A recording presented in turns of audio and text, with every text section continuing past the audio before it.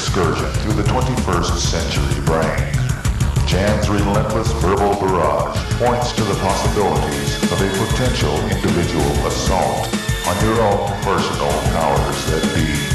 A symbolic romp in, around, and through the literal world. The bane of Barcalounger thinking and the enemy of the complacent neuron. Not to be taken for any kind of psychological or medical advice.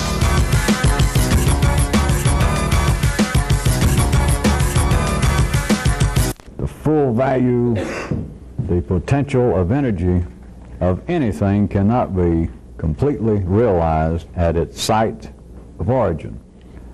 This is absolutely true. It's true all the way from ideas to ingots, from art to artichokes, from ore to information.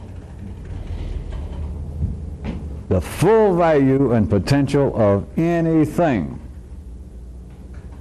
plant life, crops, to wit artichokes, the ore in the ground, ideas, information itself, its value cannot be fully realized. Its potential cannot be completely exercised at its site of origin. But what I have just pointed out, what I have just noted for you, really encompasses all possibilities. That is, when they began to operate, not understanding this, they didn't have a theory. Nobody really has a map for this. I'm the first one, as far as I know, to do it verbally. But they understood that they could trade stuff that they had locally, that is, the site of origin. Not among themselves, because if everybody's sitting in a place where their gold is just laying around on the ground, you understand that that particular tribe, that family, you can't get anything. I mean, gold's in the way. It's getting in everything. It's messing up your computer equipment. Now you're sitting around the cave and there's gold dust everywhere. And for somebody else sitting over there to pick up a chunk of gold and say, hey, what do you give me for this? It's a joke. You've got to get away from the site of origin.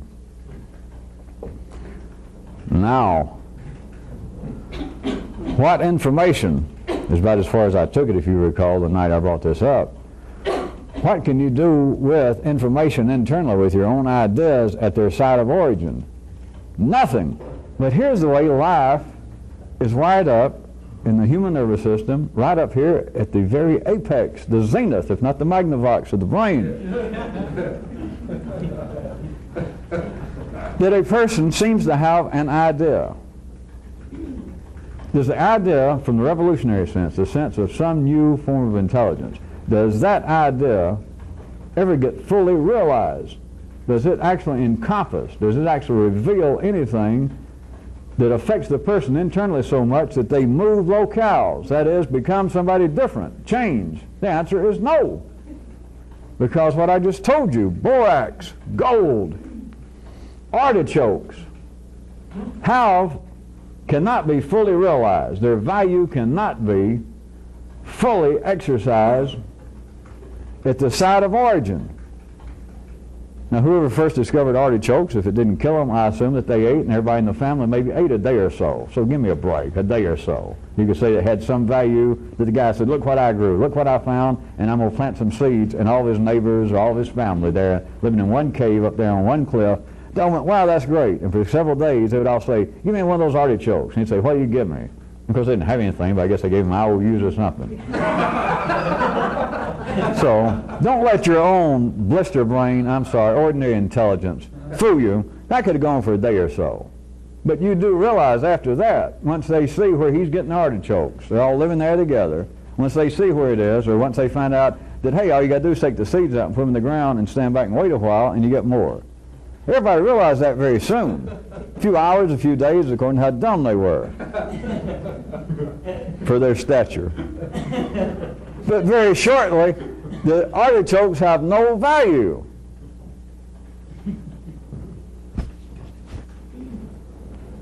They have to be moved. You have to find somebody in a different locale. There is not only, has it never been put that way verbally, having to do with apparently affairs out here, But internally, people believe that information, right where it is thought, right where it is heard, right where they read something, and they go blah, blah, blah, blah, and they think, at least eureka. That they apparently learned something, that this opens my eyes. Let me write this down, let me underline it, let me highlight it with my little... All right. Ask yourself, how many times have you done that before you got involved with this? Many, many times. I know you have.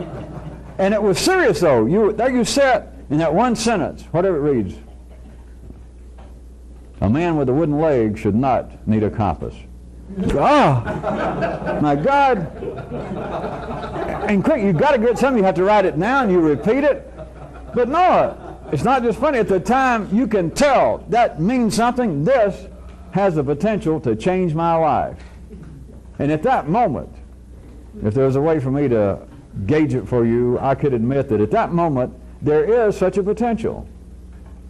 That there was a biochemical change in your brain at that moment when and you write it down and you underline it. How many times have you done that in your life? And what happened? Nothing. It's like you look back later, an hour later, the next day, and you pull it up, and it's sort of sad from a revolutionary view. Something happened. It was. You look back.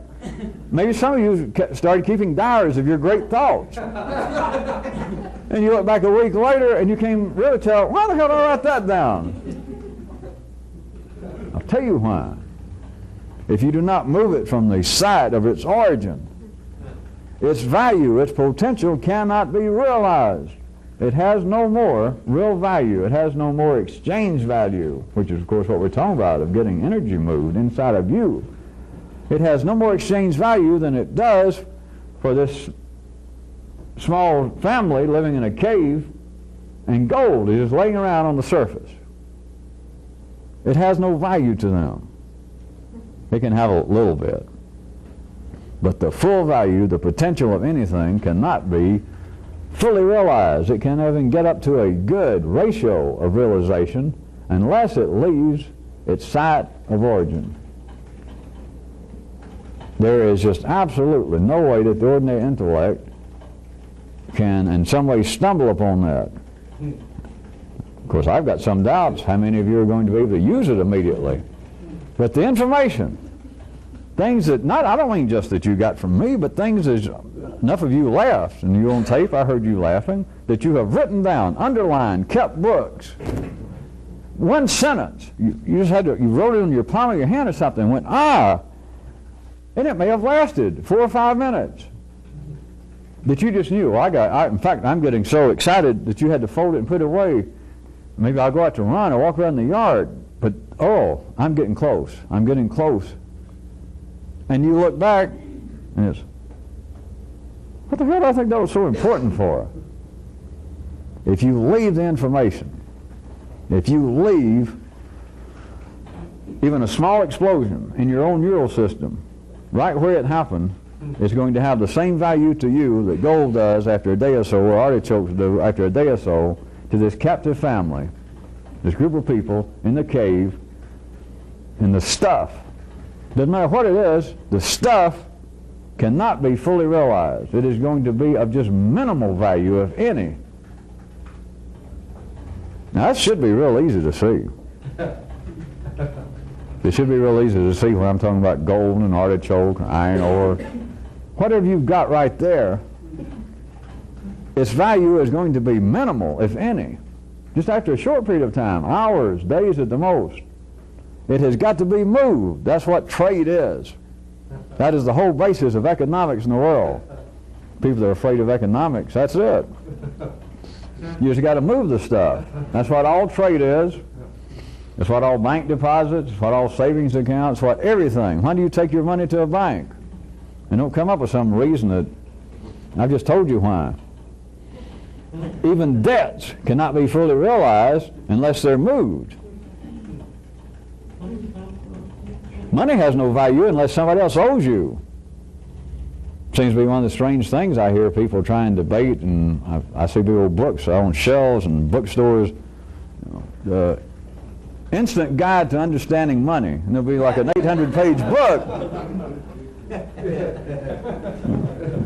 Money's a debt, and a lot of people look in their pocket and they look at money and they think, well, boy, I got this whole roll of, I got $1,000 in my pocket or whatever. Boy, I feel great. And they keep wanting to look at it and they want to check and they wonder, what is this? It is a debt, but you can't owe yourself. You got to have somebody else owe you. A bank, the government. Even debts got no value until they're moved. Think about that. If you think iron ore and gold and artichokes and watermelons are obvious, even debts, things that almost appear to be a negative entity, have no value until they're moved. I'm going to get around to saying some more about the ad hoc maps in a minute now, because that's what I wanted you people, I was going to leave most of this, some of this, as much as you can find with you to piece together. Can any of you get a glimpse of this? That there is nothing that you apparently can hold on to, that you can possess, that you can grasp, that you can clutch to in a singular, isolated, protective way. Your own idea, your own debt, you can't owe you. You can try all this, but the value will stay at a minimal level. If at that, it can reach a point that it actually got no value. You can hold on to something too long, and then you try to swap it in, you try to take it to a bank, you try to give it to somebody else. And you hold on to it long enough, and you won't even find anybody who will go, well, if you'd have caught me last week or a year ago, I don't know, I'll pass. You can end up with something that had value, not only to you, but you could have traded it. And you try and hermitize it, whatever the hell that means, but I visited South California one time, and so I can make up terms. If you hermitize something, you hold it to your little self long enough, even what minimal potential value it had, I suggest to you, can drain away. Can any of you catch any sort of glimpse of the potential personal impact of this, that anything you try to hold on to, anything that you believe is singular with you, anything that you feel, I can just keep making up terms because there is no specific one, anything that you feel uniquely protective of,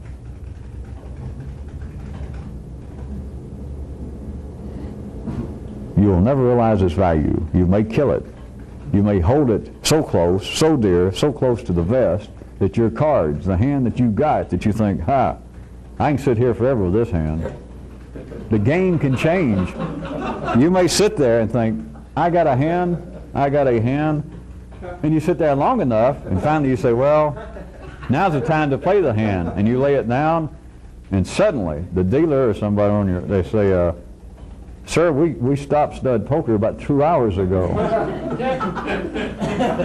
but I'll admit, that was a hell of a hand if we were still playing stud. What a hand. All right, to move information, to move anything, to try and more fully realize its potential and its value. That's what we're talking about. To do that would require, if you were indeed a fairly intelligent person, would require what? I'd say a map. Intelligence ideas of religions. That's what religions are some sort of map, some sort of blueprint that you should take what you have, your questions, your ideas, your problems, your shortcomings, and all religions, right in the heart of them somewhere, is really a map to tell you how to move into a better position to more fully realize yourself, to more fully recognize your own full potential. As always, things are arranged at city level. That is, in the old intelligence, the area of the nervous system wherein people now think.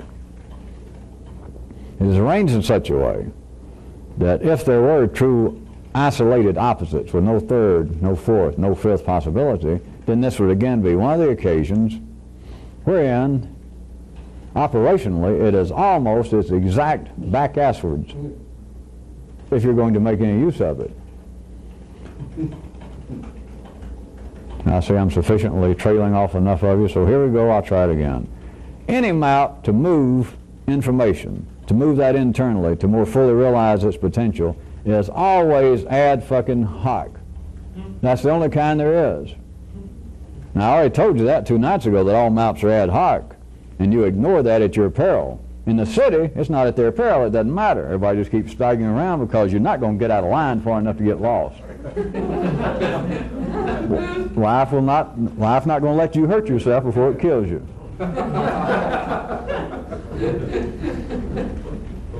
All maps are ad hoc, but there is a way in which you can begin to see this and try and use it willfully. Notice I say try and use it, because there is no easy way for me to even verbally try and point very directly at what I'm about to point at.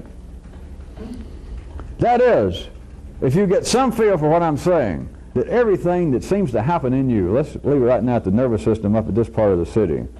You're trying to get up the cliff, you're trying to get up to the revolutionary area, and you realize that if I do not move even what it is that I think I know, if I don't move it from its initial site, I'll never realize its value. All right, where will I take it? Now here's all I can do is tell you I'm going to try to show you how to try. You got to have an ad hoc map, and then you, right quick, you can say, all right, I can dig it. I can dig it. What kind? I just told you ad hoc. Yeah, but in what way? Just ad hoc. Yeah, but I mean, in what general direction? Ad hoc. But I mean, for you're like, well, what general purpose? Ad hoc. But I mean, what's sort of at the basis of me trying to move? Ad hoc.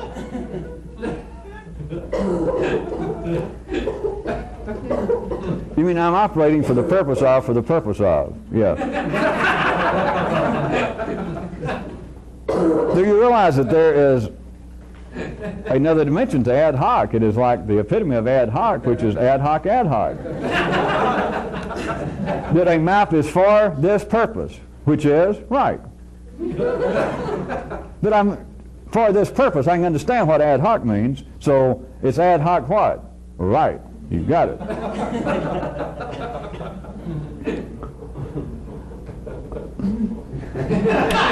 right, I'll try it another way.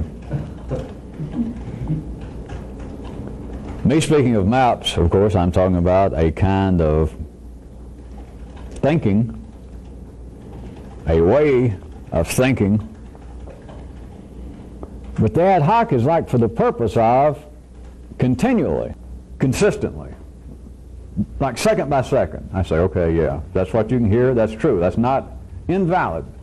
That constantly you're making a new map. Is that what you're saying? And I'd say, all right, if you can hear that, yeah. If we can get started, yes. Like instantly, over and over and over and over. And I'd say, yes. Then what would city of consciousness say? What would old intelligence make of that? What can you make of that? It's just at least giving it some leeway. We could say it's just on the smiling side of insane. That you're trying to do something worthwhile, but you're saying that like second by second, you're just making it up as you go.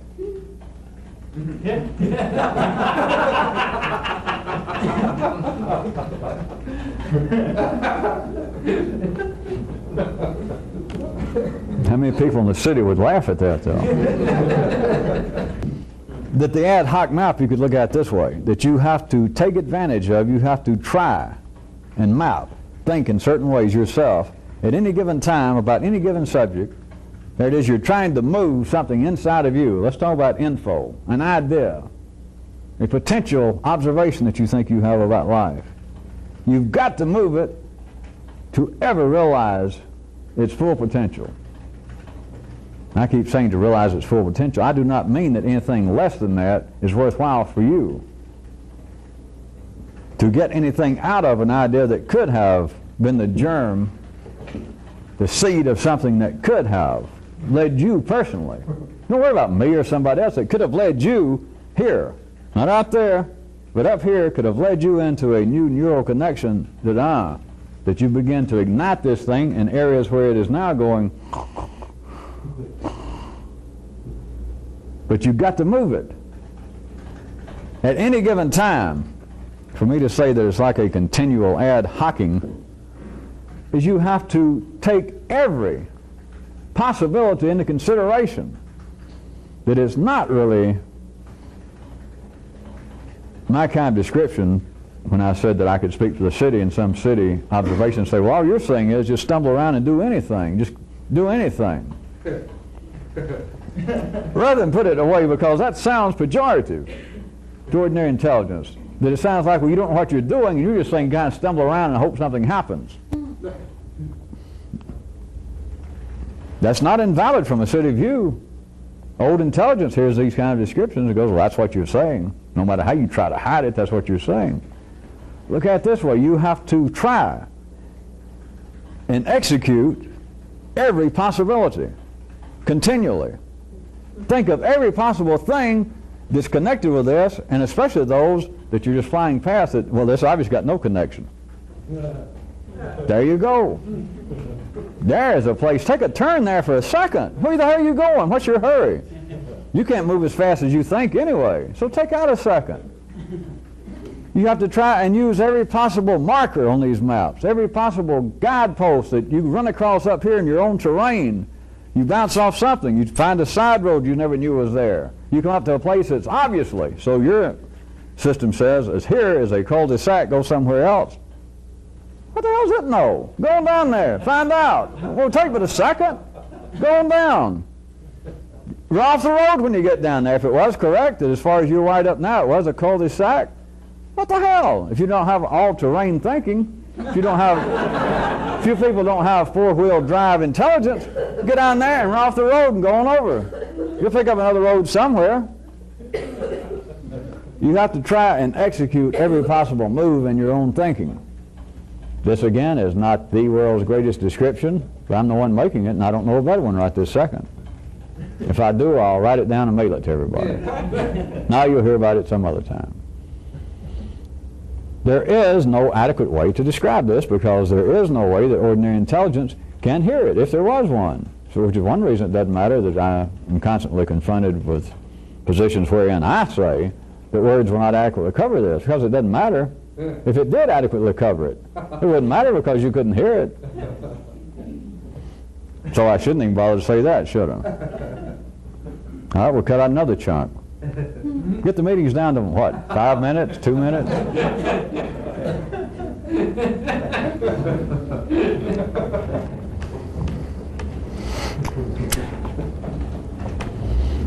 All maps are ad hoc. Now I've told you indirectly, point blank,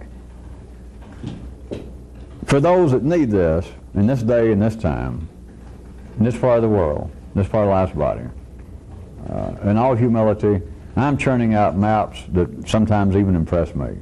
They don't impress me, that even make me smile, interest me. Of course, I have to move it somewhere, of course. But on top of all that, I have told you directly that they're all ad hoc. If they weren't, there'd be some sort of system to this by now. And I'd be continually repeating our 10 commandments, or our 14 commandments, or our 7 commandments. It'd be the same thing over and over and over. Literally the same thing over and over and over and over. All maps are ad hoc. Any map that apparently has been etched in granite, if not upon the sound waves of the gods, all that stuff is garbage. That's got nothing to do with thinking. That's got everything in the world to do with keeping life stable. But it's got nothing to do with this. I don't care who said it, me, Buddha, Einstein, your mother. There is nothing etched in granite. If it is, forget it. That's not the point. But if you do not realize that every map, every idea, every thought that's ever been had, that life has ever run through a man's nervous system, was ad hoc. But over a lifetime, over what seems to be the generational life of whole tribes, whole families, ordinary intelligence, that is, ordinary people, could not survive if they felt as though they were being buffeted every day, or that everything that they knew almost overnight, or every 2 weeks, take your choice, once a month, that everything they know is like this not the grim reaper coming along, not even the old man with the sickle at the end of the year, but like every couple of weeks, that a guy comes through, knocks on your door, and reaches in your brain and takes everything you think, more or less. He leaves you enough that you can still orient yourself and start over, but he takes most of what's in your nervous system up here, and he says, sorry, and he, to your ear somewhere he sticks like this vacuum thing, and they take money out of parking meters, and he goes, and you say, see you next month, and he leaves, and it's almost like you got to start all over, like, well, who am I, what do I believe, am I still a Presbyterian, or am I a Jew, am I a man or a woman? What do I think? How smart am I? That sort of thing. Do you understand? That sounds to be an exaggeration, but you have to exaggerate to make people in the city realize there is one. And then you have to do a song and dance, and you have to put on funny hats, and I have to make up stories. Not only is that one, that is also a finger. Right. If they sucked out the wiring, the biochemical patterns in your brain, that would be the same kind of situation as men, individual men, operating on the basis of ad hoc maps. It is not possible in the city. That's not the way things are arranged. How about this? Sense information, which is really what I'm talking about. Now, by information, I mean the operations of your individual brain. The full nervous system, but to make it a little more apparently specific, your thinking part of the nervous system, the part, your molecules that talk, whether out loud or to yourself. Information is simply another description. It sounds like more of a noun pointing than it does me trying to continually get you to think of this non-ending process. Because the feeling is that it's not simply a process, the feeling is that it's a you in there doing this, rather than that doing this giving the impression that there is a you. It's another story. But what I wanted to point out was that even information, if we're going to call it that, knowledge is matter. It is material. And those of you that do recall the classical era of physics, God, how I miss it. I don't know whether I miss that or the 40s the most, but anyway. Is remembering the phases of matter. Everybody remembers that. Solid, gas, and liquid. All right, let me tell you something. Of course, I've already told you something's not even common knowledge, whether you know it or not. That knowledge itself is material. It is matter. But now, I'm here to tell you this. I'm going to tell you about the phase of knowledge. Ordinary knowledge is liquid. And I'm going to tell you why, because one of the, I guess I might be pushing it to call it a definition, but one of the valid descriptions of the liquid phase of matter is this, that it takes the shape of its container. That is an operational description of the liquid state of matter.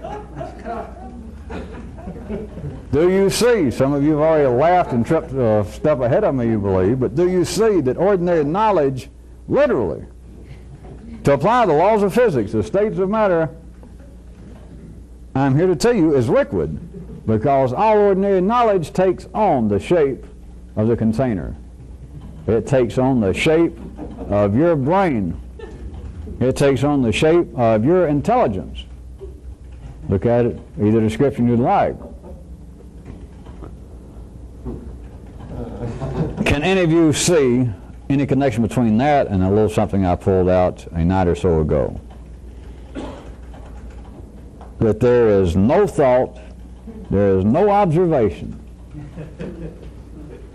that will adequately, fully reveal or encompass what I was calling, and I'll do it again, a totality of reality, a more complex reality. Without that thought, without that observation, taking into account, a part of the thought, a part of the observation being the thinker, the observer, him or herself. That is, you cannot separate what in the city, what life makes the intellect at the old level, say, all right, there's people, and then there's knowledge. We all know that. They're thinkers, and they're their thoughts. And you got to separate the two. You got to take into account even the source of the thought. But they don't. They say that, but they do it just the opposite. Ordinary intelligence cannot have a thought and say, all right, that's a pretty good thought. But now wait a minute. I got to take me, if I'm going to call this thought a principle or an equation, a theory, I have got to be part of that theory. I am the container of it. And ordinary knowledge takes on the shape of its container. That is why there has been throughout history, on a small level, not enough to disturb life in the city, but there has been a small string of men that life made think and say such things as this, that something is amiss in the intellectual life of men, because there is no such thing as truly objective knowledge. Because I can have a perfectly splendid, obvious idea, and I can turn around and tell somebody next to me, tell my family, and they go, yeah, I know just what you mean, and they'll make a comment, and I'll think, Jesus, what do you mean that's just what I meant? Everything that is thought takes on the shape of the thinker. And it is not only not taken into consideration, it cannot be taken into consideration because of the shape of the container to start with. And if you tell an ordinary person what I just said in the last 30 seconds, it could go, yes, no, maybe, hello, what time is it? How are the Dodgers going to do?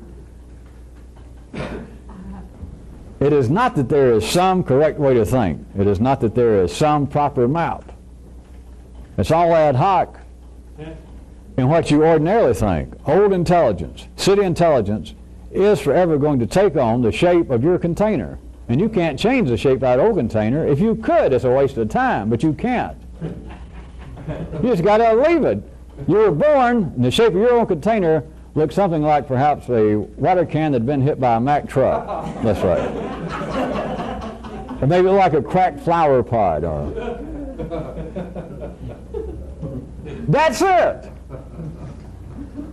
Only people in the city will try, as they wouldn't know this, but only people at the ordinary level will try and reshape the container. Prayer, drugs, analysis, excessive talk, drink, anything. It's a waste of time. Even if you could beat the dings out of this beat-up can, if you could make some little change in it, what I'm telling you is, at the very best, it's some little change.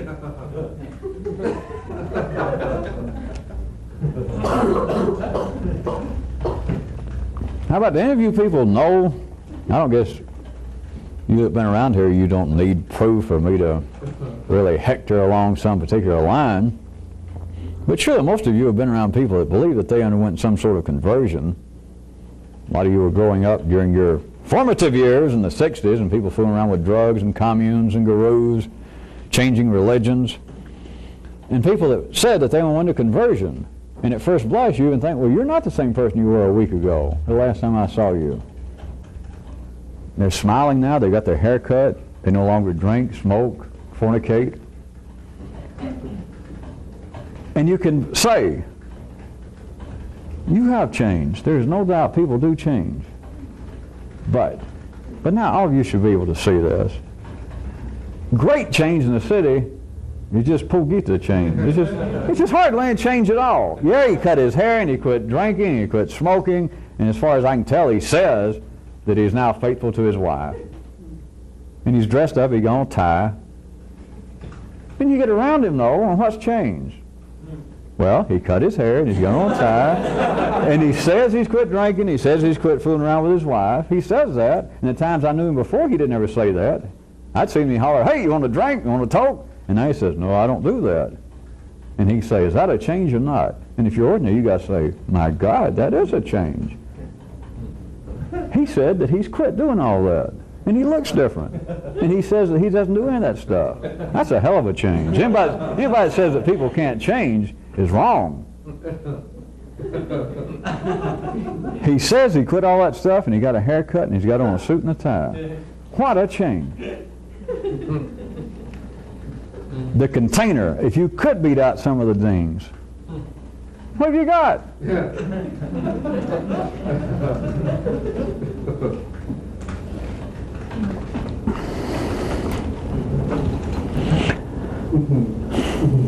You personally, at any level other than what you can do through this kind of activity, something that you can do that's almost useless per se, it's just your own business, just your own little private affair, just between you and I.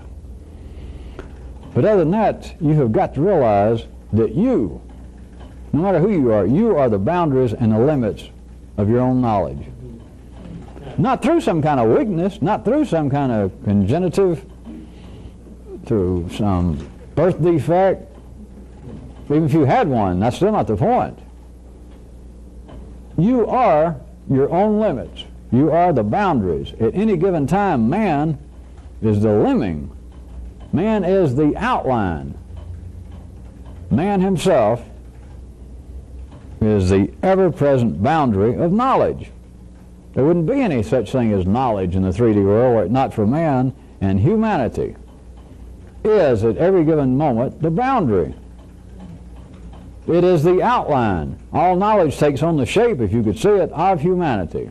If I could say that humanity on this planet in toto had a shape, if I told you it did and I can see it, then I'm telling you, then if we said, all right, all of human knowledge, all of it, from the four corners of the earth, from every society, every strata of the different societies, put all together as human knowledge. And if I told you I could see it, then I'd tell you this, that it is still liquid, because it has taken on the shape that I could see. If I could see one, I could see the other. The shape of human intelligence. But it's also true individually. You, at the old level, you are the boundaries. You are the limits. To believe that it's otherwise, to believe that you're going to break through, to believe that you're going to move the limits, is insane. It's worse than that, it's useless. Everything you believe, whether you believe that you can move your limits, that is simply what you call your knowledge. That's your opinions, your knowledge, taking on the shape of this. Everything you know is the shape of you. Everything you know is the shape of your brain. And you can twist it, you can play with it, you can argue with that, you can say, well, I don't understand it, you can do all that, and it's still true. It's like a real bad neighbor. It's like that guy, remember in Oslo, that some of his neighbors wish would move? This won't move. That's your neighbor forever. It's your evil twin neighbor. And it's there. You might as well just ignore it. You can't beat it. You can't straighten it out. You can't refurbish it. You can't replate it. You can't do anything worthwhile with it.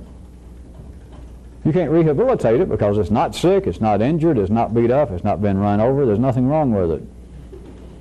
It's the shape of your container. Well, let's change the subject. In any real way, that you're not ill, you're not feeling bad, you don't have a cold. There's nothing, even thought-wise, there's no great pressures going on. Just at the ordinary level, it's one of those days that God knows why, but there's nothing really that pressing going on with you. Even if that be true, can any of you begin to see this? That life, yes, life, not the news media, which is where most of, this is the example I was going to use, that life continues to present before you, if you pay attention at all, if you ever turn on the TV, the radio, or glance at the newspaper laying on the counter, that life is continually feeding you, feeding life, humanity, feeding out disturbing info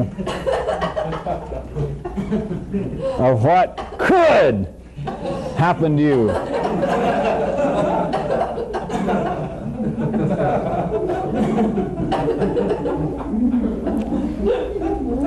It's like life is doing its own version of a kind of verbal a mental picture, kind of a verbal sword of Damocles. But now you're doing all right, and you just stop, and you go in the huddle house and just give me a cup of coffee. And while you're waiting on it, you glance at the newspaper, just laying there, and the headlines.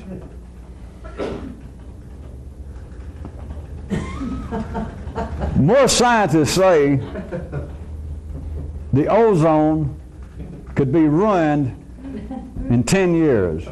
And then the subheadline is, and we'll all be dying a horribly slow death. Now, those of you who've been around here long enough, you know that not only did I tell you outright that everything is going swimmingly well, and all you got to do is look around if you can get away from old intelligence, and you see that everything's just going fine. Maybe not with you right now, but life is just doing splendidly. And I can sort of, I know at times apparently make backhanded at least attacks and trying to shock you out of worrying about that humanity is going to blow itself up with nuclear weapons, whether we're going to ruin the environment in such a way, break up the food chain, that we're all going to destroy the planet, and I've told you that that is worse than insane. It's dumb. It shows someone with ordinary water can shape of a brain. That it's not that you can just simply look around and things are expanding. Things are becoming more complex, maybe not with you, maybe not in the neighborhood where you are, but life. Humanity is doing splendidly. But, and if right now, for some inexplicable reason that you seem to be all right, all you got to do is glance at the newspaper, even if I say, forget it, poo, poo, poo. It is a continual barrage, and the more complex life gets, one way to judge the complexity of life from a certain view is the speed at which, the expansion of which, information permeates more and more segments. In other words, it's almost impossible, unless you're going to be a hermit nowadays, to get away from the news. And anytime you glance at the news, it's as though life will let a few people wander off, and every now and then you have days, maybe even weeks, that things seem to be all right, you hadn't been sick. But all you got to do is just trust an eye to think, well, all right, I'll turn on the news. It just so happens I'm sitting here doing nothing, and it is 6:30 or 7, whenever the news. You think, all right, I hadn't seen the news in a month. I'll chance it. And you turn it on, and they say, good evening, I'm Dan Rather, or, I'm Elvira Grunt Drawers, and here's the news. 14 tornadoes spotted down the street from where you live 5 minutes ago. Does everybody know this? There's a term, and I'm sure it's still in use, I have no doubt, used in reference to the brokering business called churning your account. Does everybody know what that is? If you don't, I'll tell you.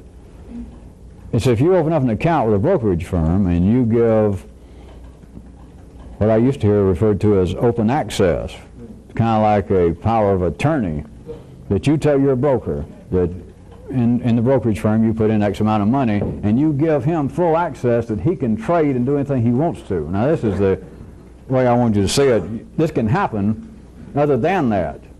But churning your account, before I go to that extreme, churning your account was you've got a broker and he calls you up and he keeps suggesting, buy so-and-so stock, sell so-and-so stock. He's always on the phone to you, and let's say that you take his advice for a while.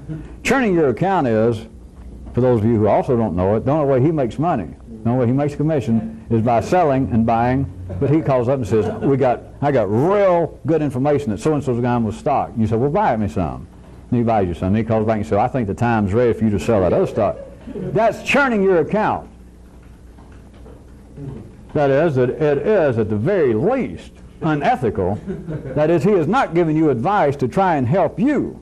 He's giving you advice to buy and sell at any particular time for him to make a commission. And churning your account means it's always something. He calls up and he's always excited. All right, I was going to push it off to another extreme when they've got full access, that you just turn it over at and you say, well, every now and then, a few months, or whenever I want to, I'm going to call and I want to report, or every month, of course, he sends you some kind of statement. But then you find out, well, let's say that you let it go for months, that you don't really pay attention. You trust the guy for some reason. And he just churns your account every day. He's buying and selling for no reason other than to make a commission. All right, are you ready for this? Can anybody see that life worked into man's nervous system? The more complex you are, life uses the human brain, and what it does is it is continually churning your account. Continually. Do you see the parallel? Continually. But now, catch this. Let's go back to the actual Wall Street. If a guy, this broker, this unethical guy, this broker, listening at his own interest, if he churns your account enough, and we stopped at any particular place, do you understand, as they used to call it in Alabama, the law of averages? Sometimes the motherfucker would make a good deal for you. He would actually buy something. He's sitting up there sticking pins. And he think, well, here's something. So he buys 10,000 of this, and then he waits a day or so, and in the meantime, the thing doubles. In other words, if we could stop right then, if you went back and checked your account, you'd go, hey, boy, thanks a lot, have dinner on me. And he'd go, God damn, he doubled your money there in 2 days. Do you understand that in another real way, life is churning everyone's account, and it's as though, instead of you worrying about particular stock, now think about particular ways in which you think, things you think about. It's got everybody on this planet is churning your account. And it's got some of you over here, you're dealing with IBM, some of you are dealing with stocks having to do with particular areas, some of you are trying to think, well, I wish I'd get out of the stock market, some of you worry about how much money you lost. It's as though life churns up everybody's account so often, so constantly, that everything possible that could happen, that life needs to get done, gets done. If for no other reason than that good old classic Alabama law of physics, the law of averages will catch up with you. That is, anything's possible if you do it enough and long enough. Anything you think of, it's going to happen. They call it the law of averages to catch up with you. Whatever the hell, it doesn't make any sense, don't worry about it, but I know what they meant.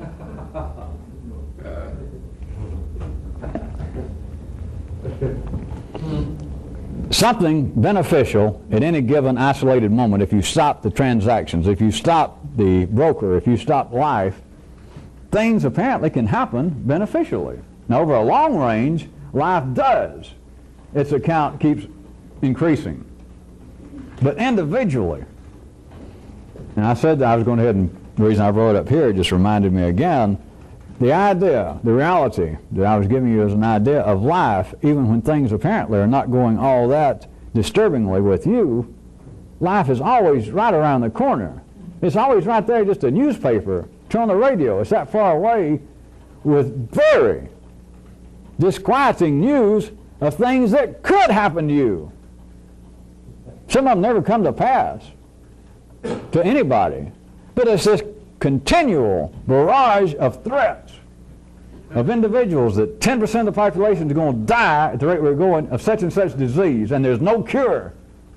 All the way from that to your report from think tank says Glassnose and all that is not going to alter the fact that all indications are, and they got some kind of big program here, and they've mathematically figured out that the odds are still 90% certain that humanity will blow itself up within 10 years. There it is, the world's best thinkers, so it says.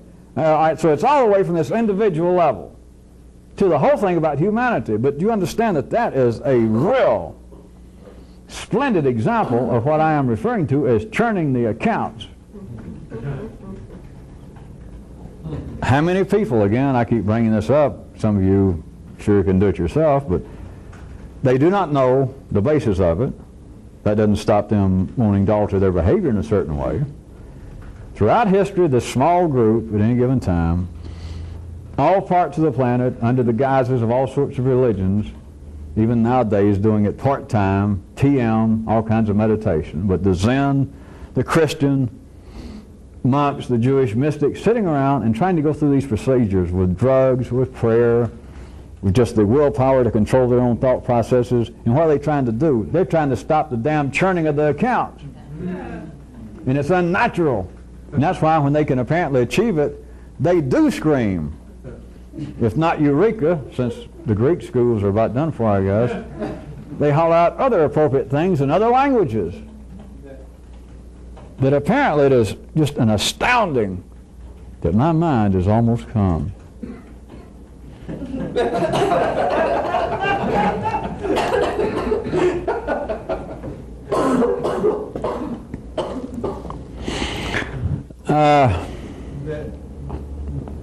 There's, of course, no value in me leaving it with you thinking that I'm laughing at that.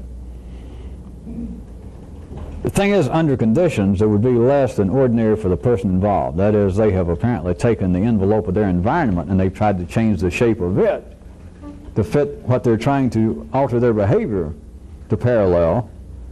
Then, if they do have this experience that apparently the account calmed down for a little bit, you do realize this, they can't jump up and holler Eureka. They're done for, at least for the moment. Plus, they cannot go to the head monk or whoever it is and go, this has been worthwhile. I now have control over my mind. And they open up the gates and say, thank you. They all wish each other well and swap gifts. And they step outside, and they're just 10 miles outside of Kyoto or wherever, and suddenly here comes semis flying by, and people going by hollering, get out of the way! The account begins to go. That is, you cannot move it from the apparent external container where this happened. You cannot move it back into an ordinary environment. People can't do it. That's why if there's any benefit in trying to withdraw from life, I'd tell you about it. Hell, if there's any benefit, I'd do it. In fact, if there's just a little more benefit.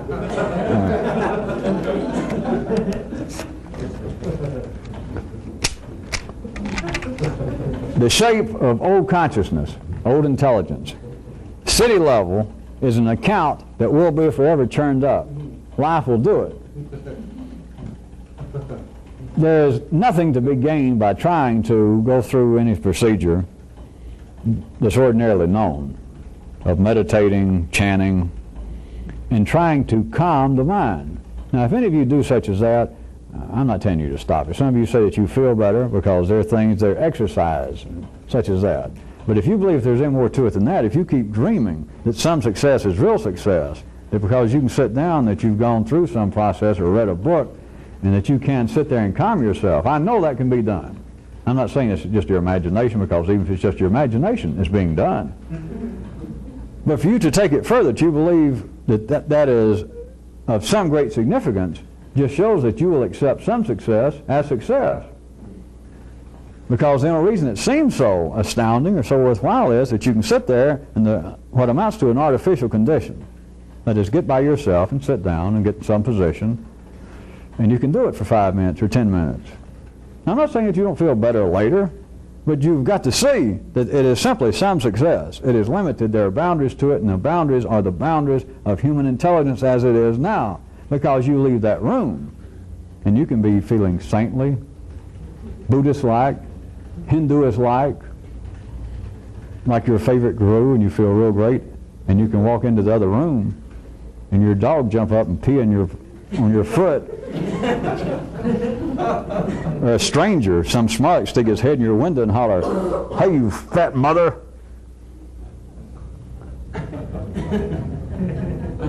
The old accounts were made to be churned. And any time they're apparently not being churned seems to be Eureka time. And people just can't believe it. I can sit there since I took this course, and I can sit there on some days when I try it. Some days I can sit there for 5 minutes. Well, more or less, I don't look at my watch, but it's at least 2 or 3 or 5 minutes. And it's almost as though the accounts quit being churned. I just love it. I wouldn't take anything for this. And that's wonderful. But you understand, the point is, some success, again, that is failure, is success. That God, I love it, those 5 minutes. And there's no thought about, well, how did we do that all the time? Oh, you couldn't do it. It just doesn't enter into it. Would you like for me to suggest this? If you can get up and you open up an account up here in your brain that life didn't open up, who's going to churn the mother? I'm not going to say it can't be churned, but I'm going to tell you this. Life ain't got time to fuck with you.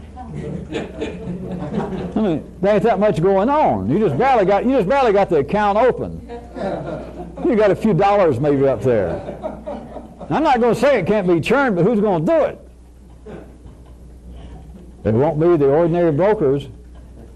Well, at any rate, that is what human intelligence has been thinking around the corner for thousands of years. That is the basis of them attempting to change their behavior through such means as meditation and going off and living in private with a vow of silence, a rule of silence, and all that. Is an attempt, because intelligence can go around the corner. It permeates. It's like a matter of dialysis, of being able through a certain kind of osmosis through membranes of separating large molecules from small molecules.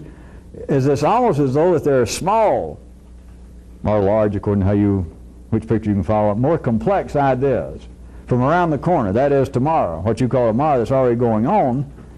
And that humans know that in some way the mind could be in a state of not being churned all the time. And that's why they keep trying to do it. What I'm suggesting to you is this kind of activity to ignite the brain, that life does not need that account right now. Life did not put the money in that account. Life did not open up that account, other than the fact that it does, and we're all in the midst of it. Life did not drive you as part of a herd, as part of a whole piece of the human race, to do that. That, as I'm suggesting to you, is where things can be, as the Zens and the metaphysicists, and the dreamers, the occultists, the New Agers, religious people, that's what they've been dreaming of. They call it all kinds of things. But what they really dream of is Jesus. If they had my description and any view of it, if that son of a bitch and broker would just leave my account alone, and I could get my affairs in order, and I could turn a profit here, at least I could calm things down, and maybe I could make some reasonable decision as to what stocks I want to trade in. But it's as though you were born with this account open, and you were born with this broker, and you can't fire him. And he's got full power of attorney, and you can't take it away from him.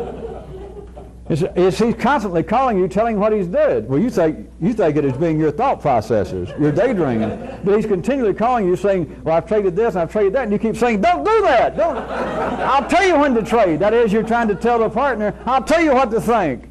And he won't listen. He just keeps talking. And you tell him, don't trade anymore. Don't trade any more of my stock away. And then right after you say that, while you're hollering, he's saying, oh, and today, just a few minutes ago, I traded so-and-so. You say, buy back such and such. Buy it back and keep it. And he said, now, by the way, I just sold all.